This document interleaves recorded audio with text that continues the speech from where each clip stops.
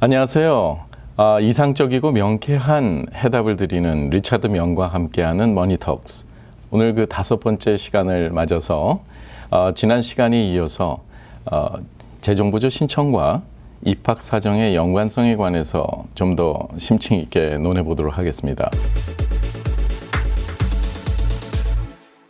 지난번에 한번 말씀을 드렸던 그 내용을 약간 요약을 드리면 우리가 사전에 알고 있는 지식과 상식, 이 잘못된 부분이 굉장히 많습니다. 그래서 지난 2회에 걸쳐서 여러분께 재정보조 진단 테스트에 관한 질문과 아울러서 설명을 드렸습니다. 우리 독일의 통계학자 하인리가 있습니다. 하인리의 법칙이 있는데 1대 27대 300이라는 법칙이 있습니다. 이 독일의 하인리는 보험회사에서 일하던 굉장히 그 통계 쪽을 담당하던 그런 직원이었죠. 근데 항상 원인이 있으면 결과가 있다고 여러 가지 통계를 내던 결과 중에 대부분의 발생하는 사건과 그런 문제점이 300번의 이게 경미한 사고들이 있고 그 징후가 있습니다. 그래서 27번의 좀 커다란 징후가 나타나는데 그중에 27번이 지나면 한 번의 대형 사고가 난다는 그런 통계입니다. 이 말은 정말 사전 설계가 얼마나 중요한지 항상 우리가 알고 있는 그 지식과 상식 속에서 그 반복되다 보면 여러 가지 좋은 결과를 맺지 못하는 일들이 많기 때문에 이런 사전 지식에 대한 그 경고를 해주는 좋은 데이터라고 우리가 볼 수가 있겠죠. 지난 시간에 이어서 그 재정보조가 어떻게 입학 사정과 관계가 있고 그런 연관성이 있는지 말씀을 좀 나누도록 하겠는데요. 기본적으로 우리가 지난번에 그 재정보조를 대학에서 미국 대학을 진학을 할 때 재정보조가 나오는 그런 기본적인 공식이 있다 그랬습니다. 그래서 우리가 그걸 다시 한번 짚고 넘어가는 게 좋겠다고 생각이 되는데요. 기본적으로 재정보조에 대한 이 대학에서 지급하는 방식에는 항상 그 공식이 있습니다. 그래서 3가지 공식이 있다 그랬죠. 연방 공식과 아울러서 Institutional Methodology 그리고 Consensus Methodology가 있다 그랬는데 기본적으로 전체 대학마다 들어가는 총 비용이 있겠죠. 그 총 비용에서 그 가정의 재정 형편, 즉 학생과 부모의 수익과 자산을 가지고 얼마나 주머니에서 부담을 해야 되는지 그런 데 대한 기본적인 그 부담금을 계산을 해서 그 차액이 재정보조 받을 수 있는 대상 금액이라 그랬습니다. 따라서 그 재정보조 대상 금액에 대해서 그 대학이 얼마나 재정보조를 그 해에 평균적으로 해주느냐 이런 여러 가지 데이터를 우리가 참조를 하게 되면 기본적으로 재정보조금이 얼마 정도 예상이 될 수 있다는 사실을 우리가 알 수가 있겠는데요. 이제 한 가지 문제점은 그런 데이터를 쉽게 찾을 수 없다는 점과 아울러서 일반적으로 자녀가 대학 입학 사정을 준비하는 과정에서 원하는 대학들이 있습니다만 재정적인 어떤 부담이나 재정 형편에 맞는 그런 사항을 고려하지 않은 채 입학 사정에 몰두를 하는 경우가 많겠습니다. 따라서 이번 시간에는 그런 입학 사정과 재정 보조의 상관관계 그리고 연관성 어떻게 하면 재정 보조를 입학 사정의 역으로 활용을 해서 입학 합격률도 높이고 재정 보조금도 잘 받을 수 있는지에 대한 일부분을 논해 볼 수 있겠습니다. 한번 우리가 재정 보조 하는데 사립대를 진학할 때와 주립대학을 진학할 때 그 재정 보조를 받는 수위가 틀리죠. 그래서 여러분들께 한번 같이 비교를 해보겠습니다. 동일한 가정에서 지금 캘리포니아의 경우인데요.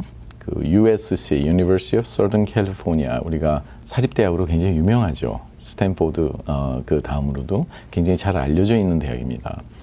또한 UC 버클리, 그러면 여러분들이 잘 아시는 주립대학으로서 굉장히 유명한 대학이죠.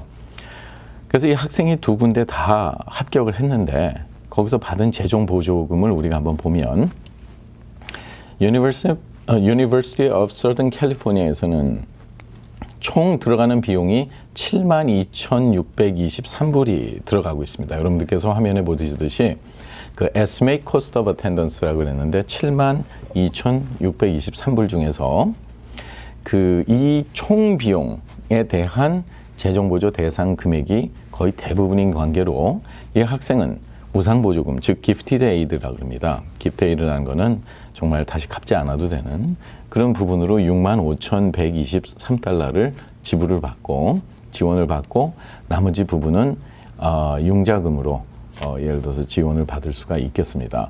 따라서 기본적으로 이 학생이 재정보조를 무상보조금을 65,123불을 받은 반면에 동일하게 합격한 University of California, Berkeley, UC 버클리에서는 화면에 보시다시피 전체 들어가는 비용이 이에 대해서 이 학생이 거의 전액을 가까이 받았습니다만 재정 보조금 자체가 33,583불을 받았습니다. 그중에서 무상 보조금이 22,733불. 따라서 기본적으로 사립대학을 진학하는 비용이 주립대학을 진학하는 비용보다 훨씬 더 이렇게 나은 이유가 뭔가요? 그거는 기본적으로 사립대학에는 많은 School Endowment Fund, 즉 장학기금들이 많이 조성이 되어 있습니다. 그래서 가정분담금을 제외한 그 나머지 부분에 관해서 거의 대부분 92에서 100% 정도를 재정 보조를 해주는 대학이 많죠. 그러므로 기본적으로 자녀가 대학을 진학하는 데 있어서 우리가 준비해야 될 사안이라면 이런 여러 가지 비용 데이터를 토대로 해서 재정 보조를 잘 받을 수 있도록 우리가 사전 설계를 하는 방법밖에 없습니다. 따라서 아까 하인리 법칙에서 말했듯이 이런 징후가 난 다음에 결과가 났듯이 우리가 나쁜 징후가 났을 때는 나쁜 결과가 나오는 거고 좋은 징후가 많을 때는 좋은 결과가 나오기 마련입니다. 따라서 아직 인생을 오래 살지 못한 우리 자녀들 아무리 영어를 잘한다고 해도 좋은 결과를 맺기에는 아직 그 사회적인 시스템과 그리고 그 내용을 전체적으로 이해하기가 힘들겠죠. 따라서 학부모들 입장에서 이런 부분을 철저하게 사전에 대비하고 챙겨서 기본적으로 재정 보조를 극대화시킴으로써 자녀가 원하는 대학에 진학을 시키고 또한 가정의 재정 형편에 맞게 재정 보조를 잘 받게 함으로써 정말 자녀들의 미래를 성공으로 이끌 수 있는 그런 귀한 가정이 되시기 바랍니다. 예, 다음번으로 우리가 이해를 해야 되는 것이 재정 보조를 잘 받기 위해서는 꼭 재정 보조의 데이터만 좋아야 되는 것이 아닙니다.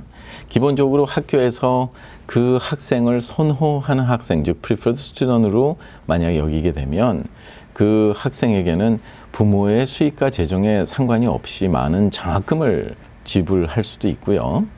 또 재정 보조를 신청을 했을 때 이 학생이 재정 보조를 지원을 받으면 우리 학교에 충분히 등록을 할 수 있겠구나 하는 그런 관점에서 풍부한 재정 지원을 해줄 수도 있다는 말이기도 합니다. 따라서 학생이 선호하는 학생으로 구분이 되기 위해서는 기본적으로 그 대학에 맞는 입학 원서가 제출이 돼야 되겠죠. 그래서 지난 시간들에 우리가 이어서 보면 각 대학마다 학생을 선호하는 선호도가 다르다고 했습니다. 예를 들어서 조지타운이 설립된 교육 이념과 철학이 다르고 UC 버클리가 설립된 교육 이념과 철학이 다릅니다. 그렇다면 학교에서 학생의 입학 사정을 할 때 기본적으로 그러한 내용을 참조를 해서 좀 더 선호도를 가질 수밖에 없는 일인데요. 그래서 기본적으로 입학 사정에 관한 내용을 짚고 넘어가지 않을 수가 없습니다. 그런데 입학 사정에 재정 보조 신청을 하면 입학 사정이 불리하다 이렇게 한간에 말씀들을 하고 있는데 전혀 그렇지가 않습니다. 연방정부 기금과 주정부 기금 이런 모든 것들은 equal opportunity입니다. 자녀의 성적은 4.0 기준에 2.0만 넘어도 되고 영주권자 이상이라면 어느 누구든지 재정 보조를 형평성 있게 받음으로써 합격만 할 수 있다면 누구든지 면학을 재정 보조를 통해서 다 할 수 있는데 그런 제출한 재정 보조의 신청 유무라든가 그 안에 있는 그 내용으로 인해서 입학 사정에 불리하게 작용을 함으로써 자녀들한테 불이익이 간다면 연방법을 어기게 되는 겁니다. 따라서 대학에서는 합격 발표를 하기 전까지는 재정보조 신청 내용 자체를 볼 수 없도록 해놓은 것이 연방법입니다. 그래서 우리가 한간에 떠들고 있는 그런 여러 가지 잘못된 의견들, 이렇게 검증이 되지 않는 사실들은 우리가 이제 피해서 자녀들의 미래를 위해 철저한 대비를 하셔야 될 것 같습니다. 그렇다면 재정 보조를 극대화시키기 위해서 우리가 그 입학 사정에 대한 방식을 좀 이해하는 게 훨씬 더 좋겠는데요. 그 이해하는 방식을 우리가 따지자면 다음 슬라이드를 보시면 아마 훨씬 더 이해가 많으시리라고 봅니다. 우리가 입학 사정에 있어서의 그 어드미션 프로세스를 보면 크게 3가지 단계로 나눠서 진행을 하게 됩니다. 첫째는 어카데미 인덱스. 이 말은 학업 지수란 말이죠. 그 학업 지수라는 거는 우리가 말하는 GPA 성적이라든가 뭐 클래스 랭크라든가 Standardized Test Score, SAT나 ACT 스코어라든가 아니면 Rigorously 우리가 AP나 IB 성적이라든가 이런 모든 성적과 관계된 걸 얘기하고요. Extracurricular Activity라는 말은 우리가 말하는 특별 활동 내역을 우리가 얘기를 하겠습니다. 뭐 하물며 발런티어까지 우리가 다 볼 수가 있는데요. 인턴십도 필요하고 그 외에 퍼스널 퀄리피케이션 이 퍼스널 퀄리피케이션을 측정하는 방법이 학교마다 좀 다르지만 기본적으로 그 학생이 어떤 excellent interpersonal quality가 있는지를 clear evidence가 있는지 이런 내용을 토대로 해서 측정을 하게 되는 겁니다. 그래서 여러분들께서 common application을 보시면 honor section에 들어가면 achievement을 적게 돼 있지만 그 achievement에 이게 어느 레벨에서의 achievement이냐 어치먼은 어워드 상을 포함한 겁니다. 어치먼이 이게 카운티 레벨이냐, 뭐 스테이트 레벨이냐, 리저널이냐, 내셔널이냐, 인터내셔널이냐에 따라서도 굉장히 많은 차이를 보이겠습니다. 그래서 실질적인 어드미션이라는 거는 자녀가 12개를 해놓은 게 있는데 그 중에서 5개를 어떻게 고를 것인가 그리고 이게 어느 학교에 어떻게 맞을 것인가를 우리가 잘 구분하는 것이 우리가 접근해 나가야 될 그런 어드미션에 대한 방법이라고 보겠습니다. 따라서 이 입학 사정 요소를 퍼블릭 데이터로 나눠보면 대략 17가지로 나눠지는데 이 모든 것이 대학의 애플리케이션에 우리가 기재가 되겠고요. 그리고 이거를 대학마다 분류를 해보면 예를 들어서 자녀가 동시에 2군데를 같이 어플라이를 하는 경우들이 많습니다. 뭐 유니버시티 오브 시카고를 넣으면 노스웨스턴을 넣는다든가 15분밖에 안 떨어져 있고 뭐 코넬을 넣으면 유펜을 넣는다든가 하지만 자녀들이 대개 서플먼트 애플리케이션을 작성할 때 이걸 같이 베껴서 기재를 하는 경우가 많지만 이 도표에 보시다시피 테이블에 보시면 노스웨스턴 같은 경우에는 very important admission factor가 기본적으로 다 성적이나 이런 클래스 랭크라든가 뭐 SAT 스코어나 뭐 이런 여러 가지 성적 위주를 기본적으로 볼 수 있겠는데요. 유니버시티 시카고는 오히려 거꾸로 생각을 합니다. 노스웨스턴에서 중요하게 생각하지 않는 그런 퍼스널 퀄리피케이션이나 톡톡 튀는 그리고 학생의 탤런트라든가 레커멘데이션에 이런 거를 위주로 우선적으로 판단하고 그 다음에 성적을 보고 여러 가지 진행을 하기 때문에 반드시 이런 구분점을 명확하게 사전에 우리가 찾아보고 그 학교에 맞는 애플리케이션 제출해 줌으로써 학교에서 선호도를 더 높일 수 있다는 말입니다.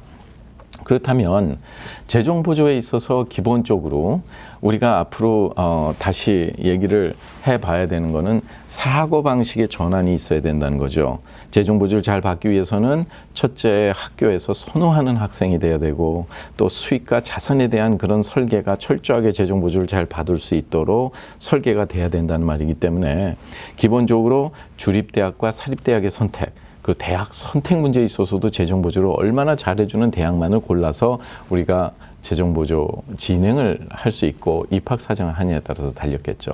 따라서 우리가 그 성경에도 말을 했습니다. 구하라 구할 것이요 또 두드리면 열릴 것이요 찾으면 찾는다고 우리가 했는데 정말 이 두드리는 데는 돈이 드는 게 아닙니다. 하지만 두드리지 않으면 돈을 벌 수 없습니다.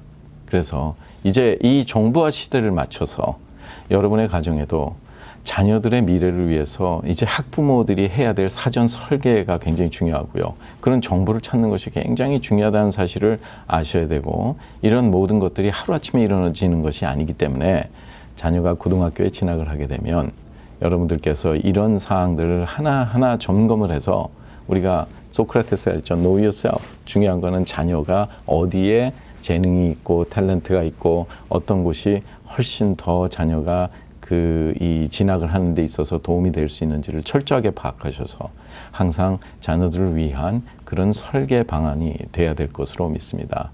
따라서 오늘도 아까 말씀드렸듯이 좋은 일을 도모를 하게 되면 항상 좋은 결과를 맺습니다. 독일의 하이니처럼 항상 나쁜 친구가 나타나게 되면 나쁜 결과를 우리가 통계를 낼 수 있는 것 같이 이제 그 반대로 여러분의 가정에도 항상 그 축복스러운 그런 사전 설계가 있었으면 하는 바람에서 오늘도 여러분과 함께하는 리차드 명과 함께하는 머니톡스 입학 사정 요소와 그리고 재정 보조 진행에 관한 내용으로 말씀을 드렸습니다. 감사합니다. KTN 머니톡스는 학자금 무상 보조의 모든 것 AGM 인스티튜트 제공입니다.